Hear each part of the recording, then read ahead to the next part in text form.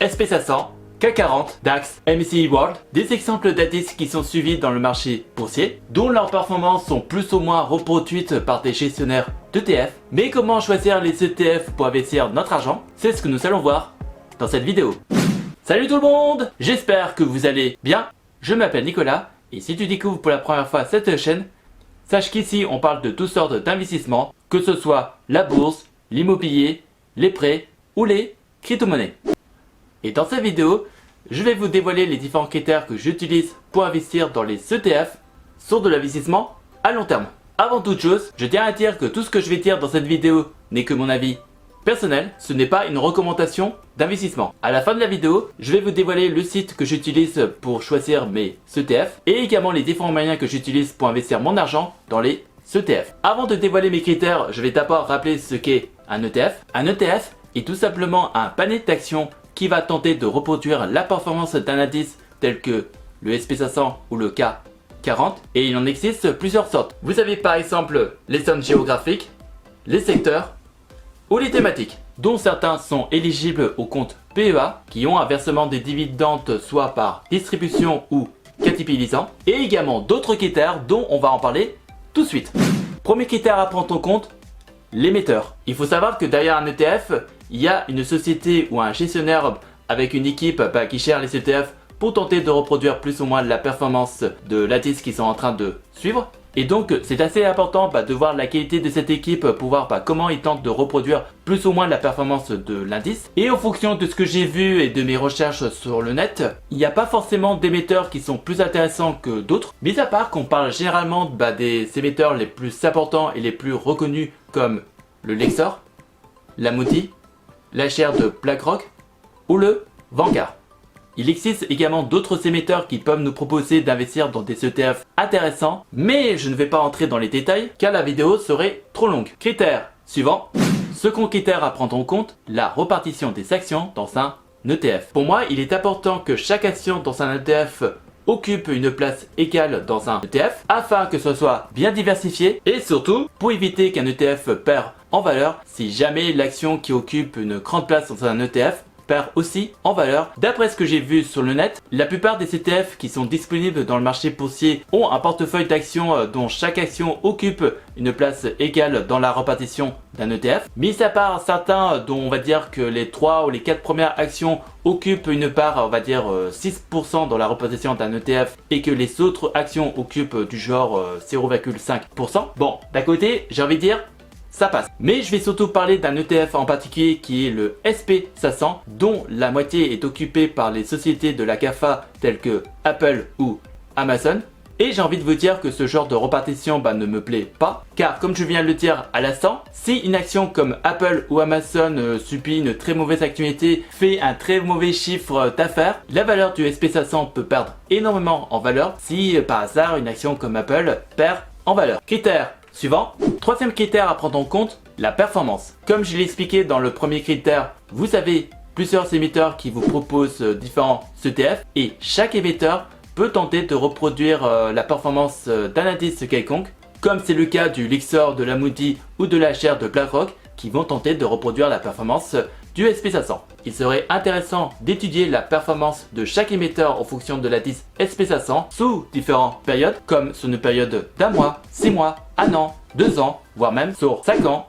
Et il est donc primordial de voir quel émetteur reproduit le mieux la performance de l'indice qui est en train de suivre. Critère suivant. Quatrième critère à prendre en compte, les frais de gestion. Je vous l'ai dit au début de la vidéo, derrière un ETF, il y a une équipe qui travaille pour tenter de reproduire la performance d'un indice. Il serait donc normal de payer cette équipe pour le travail qu'ils sont en train de faire afin de nous proposer la meilleure performance possible en fonction de leur concurrence. Bon, je vous rassure, les frais de gestion sont très bas. En moyenne, ils s'élèvent vers les 0,5%. Si vous le pouvez, choisissez toujours les ETF qui ont les frais de gestion les plus bas. Si vous appréciez ce genre de contenu, on n'hésite pas à liker, à partager et à commenter. Dites-vous que cela pourrait intéresser d'autres personnes. Critère suivant. Cinquième critère à prendre en compte, le nombre d'actions que compose cette ETF. Pour être plus clair, il existe dans le marché boursier des ETF qui vous proposent d'investir votre argent soit dans un panier de 10, 20, 50, 100 actions. En règle générale, ce sont des ETF qui sont soit visés dans un pays ou dans une thématique.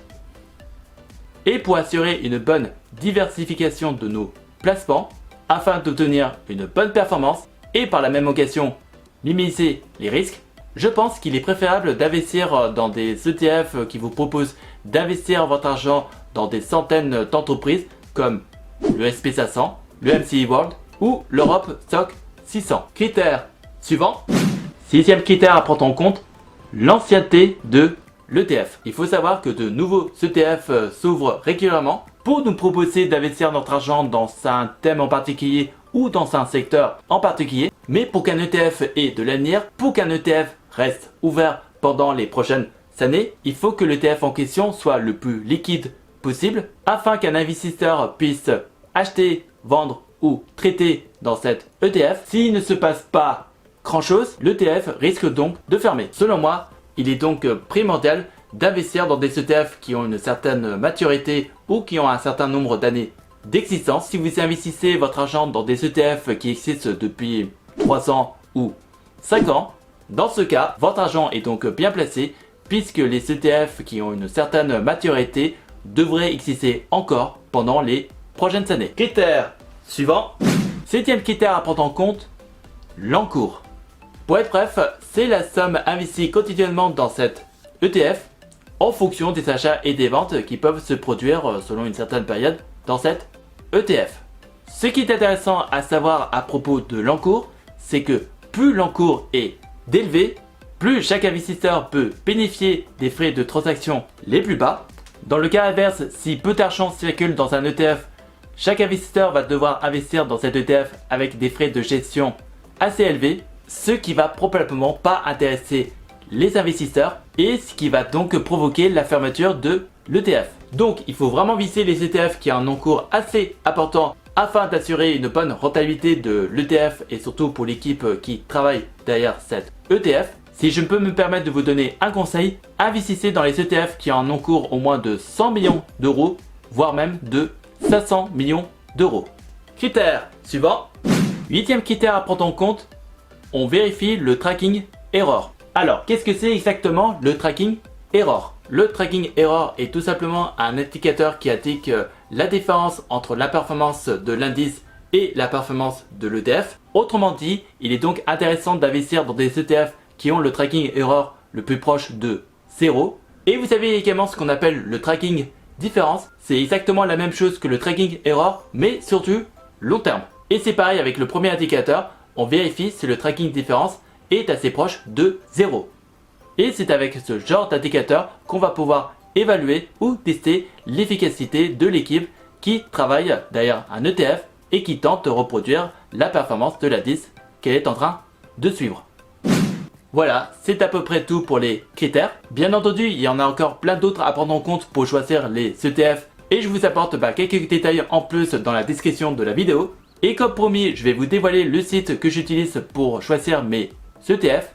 Il s'agit du site justetf.com. C'est un site où est listé tous les ETF qui sont disponibles dans le marché. Et avec ce site, vous pouvez mettre en place un système à filtre où vous pouvez filtrer les ETF en fonction de vos différents critères comme l'agilité avec le compte PEA, l'ancienneté, l'encours. Avec ce site, vous pouvez sélectionner les différents ETF ou indices que vous voulez suivre et surtout que vous voulez étudier la performance. Donc vous les sélectionnez et vous comparez la performance des indices que vous avez choisis. Si vous avez des questions, n'hésitez pas à me les poser dans les commentaires et j'essaierai de vous donner des réponses claires et précises. Et voici les différents moyens que j'utilise pour investir dans les ETF. J'utilise actuellement deux courtiers qui sont très publics et Trading 212. Ce sont des courtiers qui sont très faciles à prendre en main avec une interface bien travaillée.